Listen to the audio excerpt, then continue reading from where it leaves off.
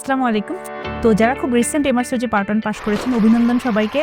আর যারা আগে থেকেই পার্ট 1 পাস করে আছেন তারা তো অলরেডি কিছু না কিছু জানেন। তো হঠাৎ করেই যারা খুব চিন্তায় পড়ে গেলেন যে হ্যাঁ, পার্ট 1 তো পাস করেছি, এখন কিভাবে আমরা পার্ট 2 প্রিপারেশনটা নিবো? আমার কোত্থেকে শুরু করা উচিত বা আমার কি করা উচিত? আমি কি পড়বো? আপনি সঠিক বুঝতে পারছেন না। আর যারা হ্যাঁ, এখনই পার্ট 1 পাস করেছেন, এখনই খুব চাচ্ছেন ভালো একটা গাইডেন্স দরকার আপনার, কিভাবে, কেমন করে, কোথা থেকে পার্ট 1 পড়াটা শুরু করবেন এবং খুব কম সময়ে গুছানো একটা প্রিপারেশন আপনার দরকার, যাতে আপনি খুব ভালো মতো পার্ট 2টা পড়ে একেবারেই পরীক্ষাটা ক্র্যাক করতে পারেন।